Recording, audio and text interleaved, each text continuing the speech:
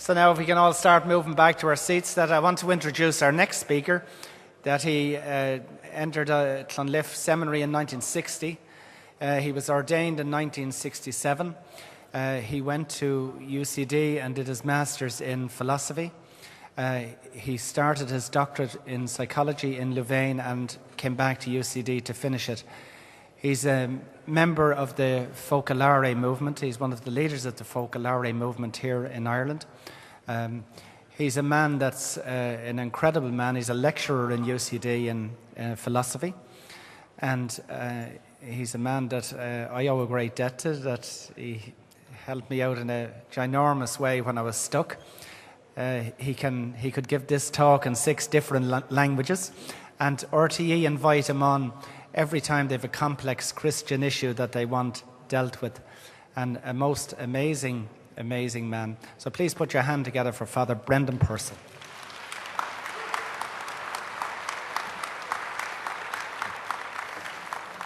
So I need to tell you, I'm not a leader of anything. I'm an absolute disaster. Whenever anyone's in trouble, they go somewhere else. I couldn't lead it. My way of a paper bag.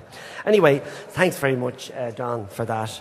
And I have to remind you again about Father Cathal Price, who's one of the people behind all this here today. And another story about him when I was in the Scouts. And he didn't know, I suppose, about Divine Mercy at that time, but he lived it, because I remember it rained for 2 weeks. Imagine we were stuck down in Claravale in Wicklow, and it was so wet we used to play in the river. And he was the guy that got us playing in the river. Nothing got Father Price down. We used to light fires in the tents. It was so wet you couldn't light them outside. Smoke and everything else. But Father Price was the man that always lit the fire. And again, I'm delighted to be able to hear with him, with John, Eileen and the others. Okay, yesterday we spoke about how we could build that prayer of Jesus that all may be one. And we gave a few examples of how that could be done. And today, I said yesterday, I want to speak about the key to that, how we arrive at that. Now, this is a different charism to Sister St. Faustina's, but they're so close, as you'll hear. I really think, the Holy Spirit is inspiring different women and so on. So she would say the way we bring about unity is the way Jesus did it, and that is through suffering. So I want to speak a bit about that, and particularly one aspect of Jesus, which is when he lost his experience of God on the cross. Because, in fact, all of us can experience a lack of unity. We're talking about that all may be one, but we can experience a lack of unity with God. We can experience a lack of unity with one another, within ourselves, all sorts of ways in physical suffering. There's loads of ways. And St. Faustina has in her diary, which I speed read about a week ago for the first time, all 1,000 pages of it, but she said this: in suffering we learn who our true friend is. And that's why I feel St. Faustina and what Cara Lubick are saying are pretty well the same. In suffering, we learn who our true friend is. Because she's telling us where we can most meaningfully say, Jesus, I trust in you. And that is in suffering and in disunity. And so, let's say, if I just develop a little comment that Cara Lubick made about Jesus' cry, which is the only time in the Gospel that he speaks of his Father as God. Every other time he speaks of my Father, the Father, but the only time he's quoting this a psalm, as we know, and he says, why have you forsaken me? And she says, in that forsakenness, Jesus experienced the deepest separation that can ever be imagined.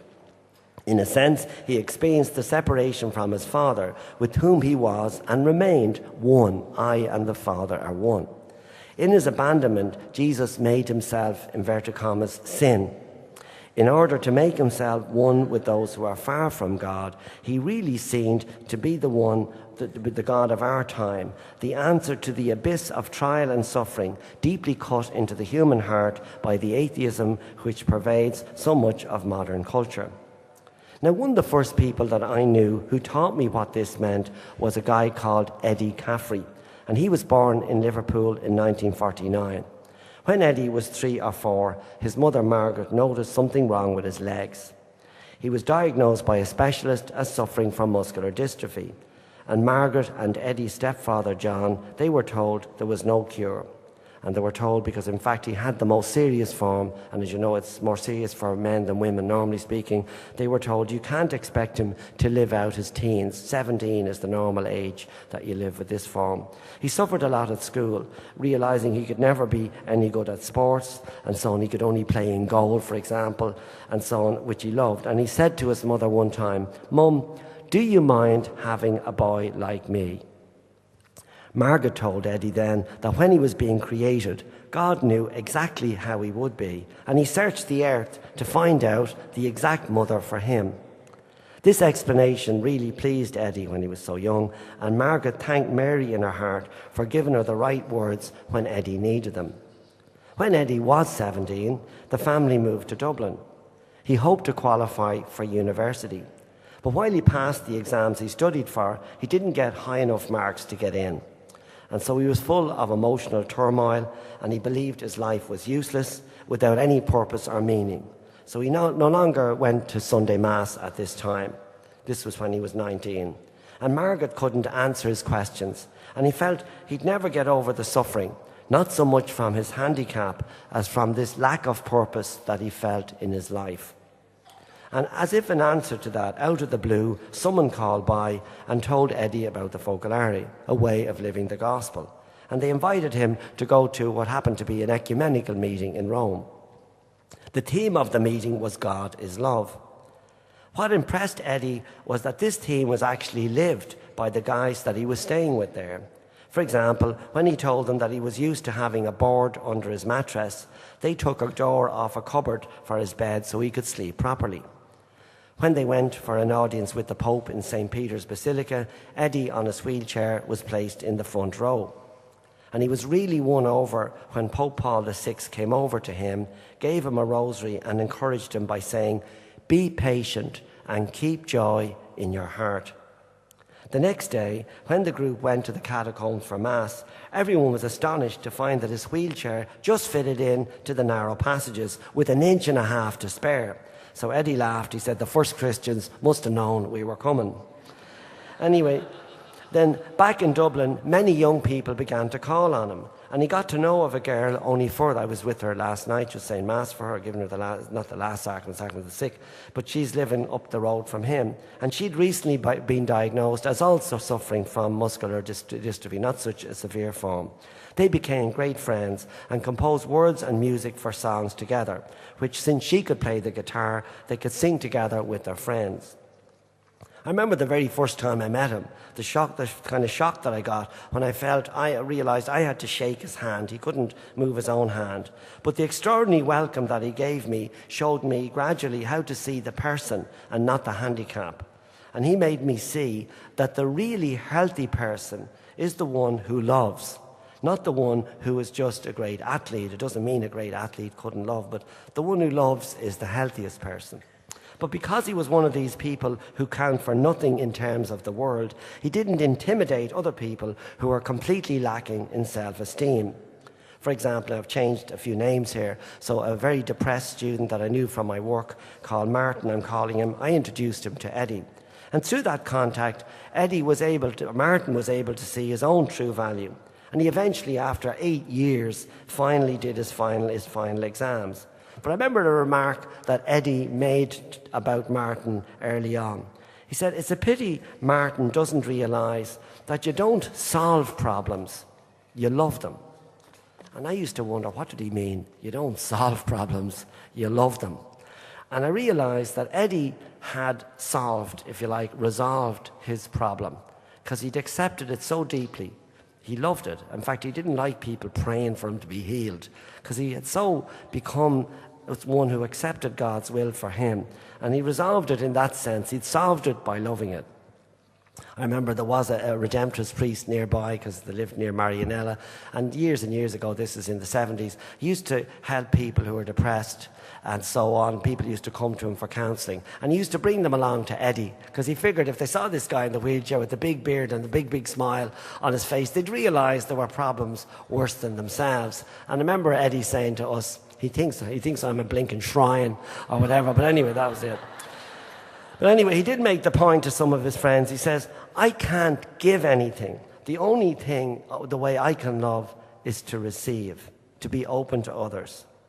And after Eddie died, we found a copy of a poem that he'd written for a boy on the road who suffered from a severely curved spine, but he'd managed to learn to ride a bike with great effort. And Eddie had written a poem about this guy called Courage on a Bicycle.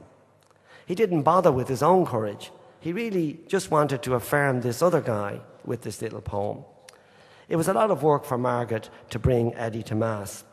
And so I used to say Mass at Eddie's place nearly every Sunday. And in fact, a whole group of young people who had got to know Eddie used to start coming there. And they kind of began to share in the kind of lifestyle that he was living. He had a great sense of humour, because at night time his mother used to have these kind of cranes, I forget what you call them, lifts, to help people into bed. And Eddie was very heavy. And at night time he used to say to his ma, Margaret, I'm still in an uncomfortable position, because whatever position she left him, that's where he would be all night. And he said, when I die, I want that on my tombstone. Here lies Eddie. I'm still in an uncomfortable position. Anyway, towards the end of November 1979, now that he was 30, and the doctors were absolutely amazed, because Eddie really broke all the rules, because he has had the most severe form, and his time was coming now, but he lived nearly twice as long as he should have done. His health was deteriorating rapidly. So someone asked Eddie at the time how he was, and he said, fine, I lose strength every day, but who needs strength? And that was really, just again the way he was living. And in those last weeks, he could hardly hold a pencil. But he asked Margaret, his mother, for something to write with. And he began this letter to Mary. And Margaret was wondering, there was a girl next door with that name, is this a letter to her? No, but it was to Our Lady, particularly Our Lady as desolate, standing at the cross. So just think of that when I read the letter. That's the Mary he's thinking of. He only lived a few days longer before passing away quietly in his sleep. So what he wrote to Mary in those last days is the best summary of his life. This is what he said. What can I say to you when words only spoil everything? And your life speaks much louder than words, because you're full of emptiness. Think of Mary at the cross. You're full of emptiness. Why am I writing to you? I don't know the reason. But every day brings me closer to you, closer to your nothingness. Mother, I am your child, living in your silent way. And though I grow weaker now, it makes me more like you. You call out my name. And Mary, remember he couldn't do this, but he's thinking of heaven. Mary, I come running to you, happy to be an open flower, a sea of new creation. Mary, I come running to you. And his friends put that beautiful letter to music the day he died and sang it at his funeral. Can you believe it? We were saying we had the Mass in Rathfarnham Church. I'm not making this up. It was in December the 4th. And actually a butterfly, everyone saw it, a butterfly floated up over the altar. Well, it must have been stuck in one of the blinking flowers that were there, whatever. I don't know how it wasn't. I don't think it was a miracle. But anyway, it was still a beautiful sign. And I remember then when we were burying him in Mount Jerome, a lot of the friends were around singing. They brought guitars because they knew that's what Eddie would want and so on. But there was another funeral of a tragic guy killed in a crash, a young fella, and another part of the funeral. But they came over and told us that even that singing had kind of cheered them up a bit, so even in his last moments. So now I won't have time to do all I want to do, but I just want to say a few words on how to live this experience of Jesus crucified and forsaken, because Eddie really had that key. In fact, I used to have a Honda 50 then, and I was always losing the key. And Eddie used to say, Jesus forsaken is the key, and I'm going to say something about how we do that. And it's a kind of a game that Cara Lubick speaks about, but it's just another way, and she calls it calling by name. And this is really a way of reaffirming what you all have, and all these pictures here from Sister Faustina, Jesus, I trust in you. Because she asks, how can we get closer to Jesus, especially in the negative experiences we have? And the game, she says, calling by name, is when a suffering comes, name that suffering. Give it a name. When you give it a name, just remember, that's a name. Excuse me. Sorry. That's a name for Jesus on the cross. And every one of those names will give us, as it were, a little door into his suffering. And because I try then to love that suffering under that name, because he's hiding like hide and seek under that, I love him. I meet my spouse in the suffering. No matter what the suffering is, however negative it is, he's in there. So I'll just give you examples of that and encourage you to play it. It's one I play myself quite frequently. And so, but remember, it's not so much to get out of the suffering. It's to find that Jesus is in the suffering. And because he's in the suffering with me, well, I'm one with him in that. The suffering may remain. It's not a magic trick in that sense. But somehow or other, like alchemy, it does turn the suffering in some way into a meeting with Jesus. One of them that I like a lot is a woman who started to have this experience with Karl Lubick many years ago was Dori Zamboni. And she was in hospital, years ago now, about 25 years ago, in Brussels somewhere. It was a very secular, unappealing kind of atmosphere in the hospital. And she was on medication and got very depressed, thinking, my whole life, she's been living her life given to God, but my life's a complete waste. It's going nowhere. Is there any God? All this sort of stuff, and so on and so forth. And it was very, very tough for her. And then she tried this call him by name. And she tried to think, well, what's the name of the suffering I'm going through now? And she suddenly realized the why without an answer, because she wasn't feeling any better over these few days in herself. And then she remembered, well, when Jesus cried out on the cross, it wasn't like other times when you got from heaven, this is my beloved son, no sign like that. There was no answer. So when he cried out, why have you forsaken me? There was no answer. And she felt, that's my suffering now. And now I'm meeting Jesus as the why without an answer. And so that's just one way in which you can find your spouse if you're there. Another one, a friend of mine called Wilfred Hagemann. He's a German priest who does all sorts of stuff for the German hierarchy and so on and so forth. So he's very well known over there.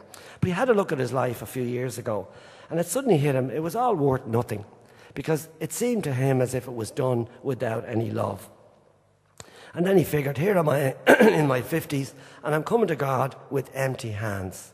I have nothing to offer, because my life really hasn't been that good. I haven't been doing all these things I've been doing for myself. And then he realized when Jesus was on the cross and he cried out, why have you forsaken me? He was going empty-handed to the Father. He had nothing to give. And he was offering that nothing out of love. So again, Wilfred had that experience of empty hand. That's another way. I'm calling it a game, but you can see in a way it's quite serious. You can, as it were, label your experience and find that in fact is another way of discovering Jesus. One that you've probably heard of, Cardinal Van Thuan. He was given what I think you can call the biggest... Do you know what a hospital pass is? Well, for those who are not sports lovers, a hospital pass is when someone throws you a ball in rugby and you're about to be massacred by the biggest bunch of barbarians that ever existed. And you would much rather he hadn't passed you the ball at exactly that second. Well, what happened to Cardinal Van Thuan was he was promoted to being Archbishop of Saigon about a half a second before the Viet Cong came in with their sharp teeth just the next day. So he was Archbishop of Saigon for about a day. Anyway, they immediately arrested him and threw him into the bottom of a ship and took him up north, and he was in jail for how many years? 13 years or something like that. And of which 9 were, imagine that, in solitary confinement. Now, he's been living this kind of spirituality, and he said, the hardest thing, I began to feel helpless. My plans, my activities were all for nothing. This practical helplessness describes my condition for all those years. I wanted to do so many things to serve my people, but I couldn't. Then I realized, I thought about Jesus on the cross. He was immobilized. He could neither preach, do anything. He too was helpless. Still, it was from there that he performed his greatest deed. He redeemed us sinners. Thanks to his help, I've never regretted my destiny. So, again, helpless, empty-handed. Why without an answer? That's one way. In other words, Jesus forsaken be the key to unity with God for me in whatever experiences I have. But it's also a key for unity with my neighbour. I remember she's passed away now, but a relation of mine was in the same home where I'm working as a chaplain and so on. And she was over 80, I should say. And she could be quite difficult at times without knowing it. But one time I was taking her out for lunch around St. Patrick's Day. Said, they're robbing everything here. So she had all her clothes in bags hangers of stuff and everything else. You'll have to take that in mind for me. So I was muttering under my breath, like, when is this going to end? Like, she's so suspicious. And these were great people looking after and everything else. Once she gets an idea, she hangs on to it. I remember it's a typical comment of hers. She's a very sharp-tongued lady. With someone had a smile that would charm a vulture off a carcass. I mean, this sort of language came out of her quite cheerfully. But anyway, that's it. She was tough. Anyway, the point is, I couldn't see through the fog. And then I just tried, there must be a name for this experience I'm going through. And then I just thought, Jesus was on the cross, and he cried out for his Father. And he said, I am the Father, his closest relative. And his closest relative was being very difficult. I just realized that my relation was a difficult relative. And Jesus had a difficult relative at that time. And I'm just saying, you get that reality of trying to love the difficult relative situation and now discover a new aspect of Jesus. I'm not on my own. He had a difficult relative too. I'm just trying to say. So that's another way. And here's a lovely one that I remember that really mattered a lot to me. It's slightly turning around a bit, but it's the same story. Because once upon a time, as you know in the Gospel, Jesus was confronted with a woman caught in adultery. And you remember how he said, let him who is without sin cast the first stone. And Cara Lubick has a little comment on that. She says, Jesus doesn't want us Christians to condemn anyone. In fact, he says, do not judge, and proclaims, blessed are the merciful. Jesus wants mercy. Still, from what he says, you could conclude that there is someone who could throw the first stone, whoever is without sin. This is certainly, she goes on, none of us. We're all sinners. But there is a person without sin, and we know who she is, the Mother of God. Could Mary then throw the first stone at someone who fell?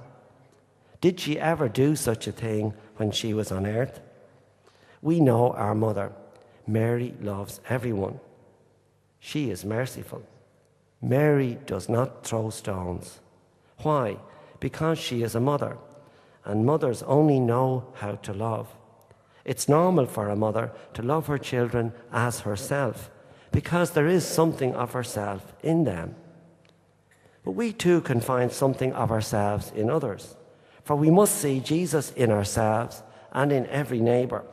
With every person we meet, we must think, I must act as if I were his or her mother. I remember hearing that meditation, and I was working in this kitchen. There was this bunch. Remember yesterday speaking about priests trying to learn how to love each other. Very tough. But anyway, the 50 of us were there from about 40 different countries. You couldn't believe it, from Burma, Pakistan, everywhere. And so, but anyway, we all took turns. I was very proud of the fact that I remember I was in the kitchen myself. Everyone took turns of being in charge, and I was in charge for a week. Not a single fatality. No one died the week I was in the kitchen. I was so proud of that. Anyway, other times you had other jobs in the kitchen. So I was washing up with this guy called Salvatore, who was from Calabria in southern Italy. The problem with Salvatore was he was such a good cook that he used every pot, and they're talking about big pots in Italian cooking. You're 3 hours every morning getting the lunch ready. It's really complicated stuff, getting the sauce ready for the spaghetti and everything else. And that meant a lot of scraping and everything else. And apart from that, Salvatore was very un-Italian. He was very serious, almost grim. And I just didn't click with the guy. And when I heard this little thought of Cara Lubick, to love everyone with the love of a mother, it had never dawned on me that Salvatore actually had a mother. So I really decided, I got to work on myself. And it's funny, it really does change our attitude. You begin to see someone as if I was his mother. What would she think about it? So if actually, I did end up as a friend of Salvatore's. Now, I never told him what I was going through. But the point is that, no, I'm just trying to say, again, that's just another way. It's another aspect of looking for, in my neighbour who may not be attractive to me, to remember to love them with the love of a mother. Then through suffering and sin, I'm nearly at the end of my talk now, so I just want to give you maybe one little thought. Yeah, Cara Lubick wrote a little letter, which is so like St. Faustina that you'd nearly think it was the same one. She wrote this letter in 1946 to two sisters, and I'll finish with this, but it really is nearly all you'd want to say. And she says, to unite ourselves to Jesus, and she has in common brackets, the only aim of our life, especially of ours who are all given to him, there is only one means, our sins. We have to remove from our soul every other thought and believe that Jesus is drawn to us only by the humble, confident, and loving exposing of our sins. We of ourselves have nothing and do only miserable things. He of himself, in relation to us, has only one quality: mercy.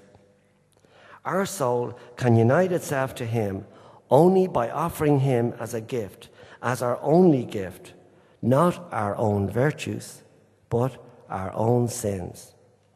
Because our soul, which loves, knows what the beloved wants, and knows that if Jesus has come on earth, if he has been made man, if he desires something in his human and divine heart, it is only one thing: to be the Saviour, to be the doctor. What use would his mercy be if he did not find miseries? Now, in Italian, the two words are closer. In English, miseries. In Italian, miserie means limitedness, failure. It doesn't just mean miseries. But what use would his mercy be if he did not find miseries? Jesus' mercy desires only our miseries. Jesus, she's writing to two sisters, make of these two hearts two Cyrenians, like Simon of Cyrene, who will, and this is really my message for all of us, make of these two hearts, of all our hearts, two Cyrenians who will help you to bear the weight of your mercy and pass throughout the world, distributing it in huge handfuls to all hearts, so that all who are struck by your immense love will know the way to arrive at you, the highest happiness. Thank you very much. Thank you.